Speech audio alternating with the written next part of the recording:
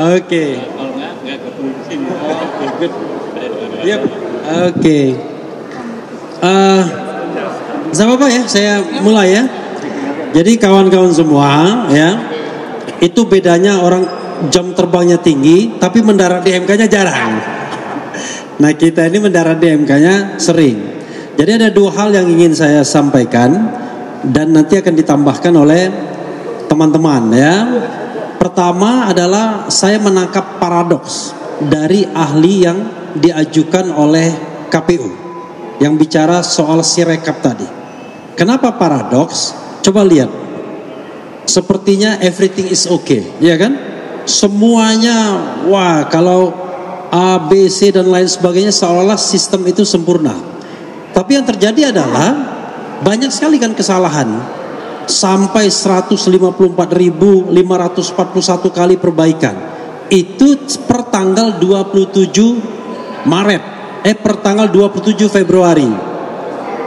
Kalau dilanjutkan lagi, itu yang namanya perbaikan sampai 400.000 kali.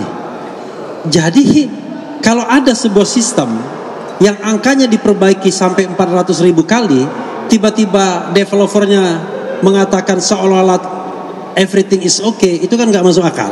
Makanya kami katakan Sirekap ini alat bantu, alat memandu, yaitu memandu kecurangan. Salah satu indikatornya misalnya ketika kita tanyakan soal bagaimana penghitungan manual itu dihentikan di PPK kecamatan, itu karena Sirekapnya lagi perbaikan. Waktu itu kan ada kecurigaan kan, wah ini untuk memarkup pihak-pihak tertentu, termasuk ada partai tertentu. Jadi kami tetap yakin bahwa Sirekap itu bermasalah, dan kalau tidak bermasalah tidak tertarik Hakim Mahkamah Konstitusi untuk membahas lebih lanjut dan lebih lama. Itu satu hal ya. Kedua, ini kurang belajar juga, bicara mengenai Bawaslu sebagai satu-satunya pintu pelanggaran. Tadi kan, wah pintu pelanggaran Bawaslu. Ini kalau dia baca, malu sendiri. Baca putusan pemilihan presiden tahun 2004, MK sudah mengatakan MK itu bukan lembaga banding, bukan lembaga banding Bawaslu, bukan lembaga banding KPU, tapi MK itu adalah the guardian of the constitution, penjaga atau pengawal konstitusi.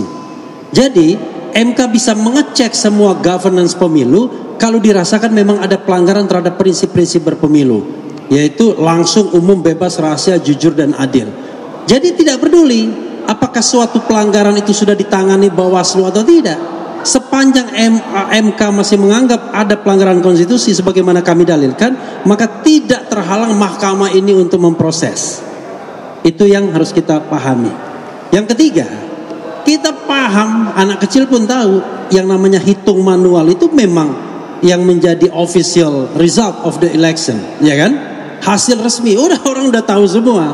Tetapi yang kita persoalkan itu adalah hasil berjenjang ini kami dalilkan dipandu oleh kecurangan Sirekap. Dan kita tidak bisa kontrol bagaimana penghitungan berjenjang di 823.236.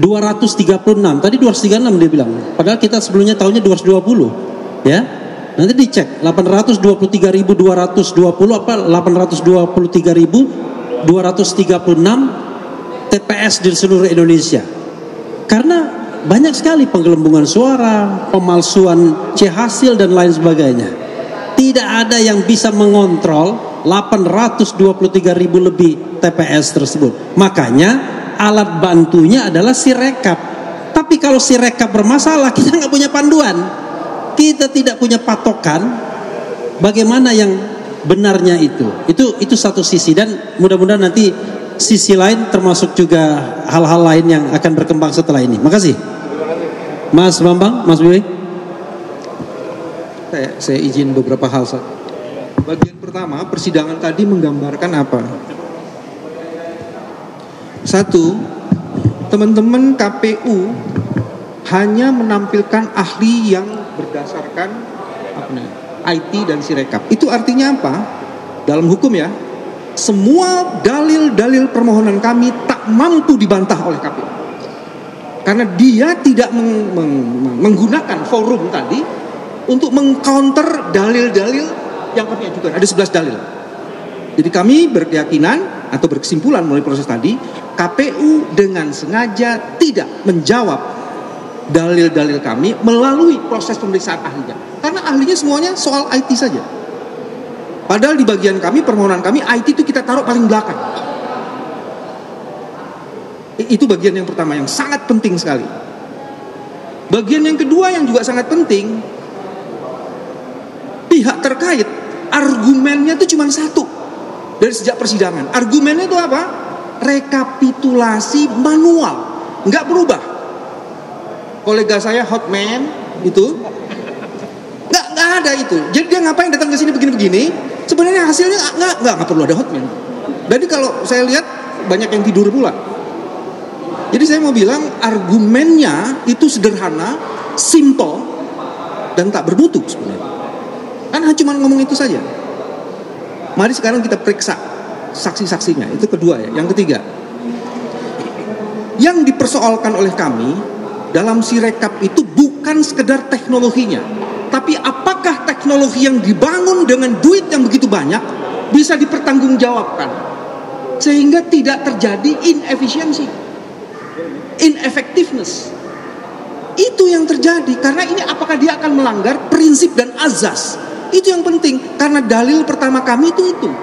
Sirekap itu menimbulkan kekacauan di jagat labirin publik di Indonesia pasca pencoblosan. Mari kita konfirmasi. Saya berterima kasih dengan ahli-ahli yang datang. Walaupun tadi 2 adalah orang yang menjadi bagian dari KPU. Dan yang satu kemudian mengatakan, yang satu mengatakan gini, untuk apa Sirekap?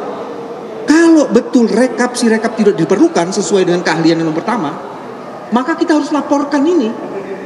Karena untuk apa ada program Sirekap dibuat dengan duit yang miliaran rupiah itu, kalau oleh ahli nomor 1 itu dianggap untuk apa Sirekap ini kita diskusikan. Dia bilang itu karena pepesan kosong. Dan itu mengerikan. Mari bacaan saya mengenai Sirekap itu dibangun agak berbeda dengan situng. Karena dia dipakai sebagai instrumen untuk mengontrol rekapitulasi hasil melalui manual. Jadi itu instrumen yang sangat penting sekali. Bahwa prosesnya yang nomor 2, ahli nomor 2 itu malah lebih wise, saksi ya. Ketika ditanyakan, apakah Anda yakin seluruh sistem yang dibangun itu tidak punya masalah? Dia mengatakan dia tidak yakin. Pertanyaan kedua kan diajukan, apakah sudah dilakukan audit IT? Dia mengatakan sudah dilakukan. Saya minta mana bukti dan mengkonfirmasi bahwa telah dilakukan audit IT. Hasilnya seperti apa? Jadi kalau kemarin ngomongnya forensik, kalau sekarang ngomongnya IT. Misalnya apa perlu audit IT? Pretest, brutal test. Untuk mengetahui, kemarin kan ada 800.000 tuh. Tadi teman-teman dengar kan, dengan hanya 800 sampai 8.000 saja, itu masalah sistemnya. Apalagi dengan 800.000, semuanya jadi satu. Itu pasti bermasalah itu. Nah, itu pertanyaannya. Sistem itu harusnya handal, tapi dengan segala hormat. Yang paling menarik lagi, sekarang sudah ketahuan, metadata yang selama ini dipersoalkan, itu ternyata disimpan di signature. Oke, tapi pertanyaan lebih lanjutnya, di image signature itu ternyata itu masih bisa diubah. Kalau di image signature itu bisa diubah, berarti hasil bisa diubah. Jadi pertanyaan dasarnya, originalitas C hasil itu menjadi pertanyaan. Yang kita uji ini ketika direkap itu sebenarnya C yang validitasnya bisa dipertanggungjawabkan atau tidak. Tadi misalnya pertanyaan yang gini, oke, selama ini orang ribut angka. Bagaimana kalau di C hasil itu tanda tangannya beda atau tanda tangannya seragam semua, tarikannya sama semua? Ini C hasil yang bisa dipertanggungjawabkan nggak? Ini bukan soal angka loh. Angka itu nggak akan ada gunanya kalau tidak divalidasi oleh tanda tangan. Dan Sirekap itu tak mampu mengenali itu ini yang oke punya atau tidak, nggak ada. Apalagi bukan hanya di halaman 1, halaman 2, halaman 3 itu bisa beda. Terus gimana mengkonfirmasinya? Nggak ada. Jadi saya ingin mengatakan terima kasih kepada teman-teman yang membantu Sirekap. Ada progres, memang harus diperbaiki dan ada potensi yang banyak sekali yang sebenarnya itu kalau dalam istilah ini kita menemukan mens rea di situ yang potensial menjadi penyebab untuk kita dorong karena potensi fraudnya ada di situ. Ini nanti kita serahkan kepada hakim. Nah, yang lebih penting dari itu adalah teman-teman sidang tadi mencoba menegakkan marwah dan kehormatan. Karena ada orang yang tak pantas menjadi lawyer dan merusak kehormatan lawyer lainnya di tim itu. Kasihan. Kolega saya melakukan itu. Walaupun itu di tim yang lainnya. Mudah-mudahan keangkuhan dan kesombongannya itu bisa diperbaiki di kemudian hari. Saya mau berhenti sampai di situ. Terima kasih. Tambah dikit ya. Sebelum ditutup ya, tadi kami perlu menggarisbawahi apa yang disampaikan oleh ahli yang diajukan oleh Bawaslu, Profesor Muhammad. Jadi dari beberapa keterangan yang disampaikan, ada satu hal yang menjadi highlight kita, highlight kami tentunya pemohon, bahwa masih ada ruang. Jadi ketika tadi ada pertanyaan kepada ahli, apabila ini sudah dilaporkan pelanggaran kemudian sudah tidak ada lagi pintu, ternyata ahli menyatakan bahwa pintu lain masih terbuka sepanjang keadilan itu masih belum diperoleh. Jadi keterangan ini mengkonfirmasi bahwa mengenai kewenangan mahkamah mengadili itu terkonfirmasi ada gitu. Apalagi kalau kemudian kita menyaksikan, menyimak keaktifan hakim hari ini. Ya, majelis hakim hari ini yang sidang-sidang sebelumnya, yang paling kanan siapa? Pak Mansur sama Pak Asrul-Sani. Beliau Asrul-Sani ya. Keduanya dalam sidang sebelumnya tidak pernah bertanya. Nah, hari ini bertanya. Dr. Ridwan Mansur menanyakan bagaimana kinerja Bawaslu yang ada laporan-laporan tapi tidak ada penegakan hukumnya.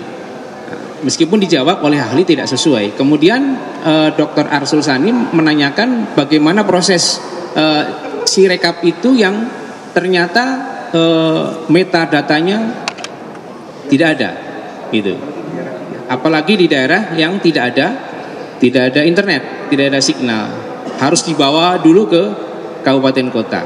Nah, yang terakhir ya, kami menyampaikan bahwa keputusan KPU mengenai penetapan perolehan suara itu belum final, masih bisa dibatalkan oleh Mahkamah Konstitusi, baik atas dasar alasan pelanggaran Sirekap ataupun pelanggaran persyaratan calon. Jadi jangan euforia dulu. Pasangan calon yang saat ini unggul suaranya, potensi dibatalkannya itu cukup tinggi dan itu ada, gitu. Jadi tunda dulu pembahasan tentang bagaimana koalisi kursi-kursi menteri berikutnya, karena belum tentu loh keputusan KPU mengenai penetapan hasil ini akan berlanjut dengan penetapan pasangan calon terpilih. Kalau PSU bagaimana? Nah, bisa berubah komposisinya. Jadi itu ya hari ini yang bisa kita sampaikan. Nanti kita istirahat dulu, setelah itu kita dengar bagaimana keterangan saksi 7 orang yang dari Bawaslu. Setelah itu nanti kita bisa jumpa lagi. Oke, terima kasih. Assalamualaikum warahmatullahi wabarakatuh.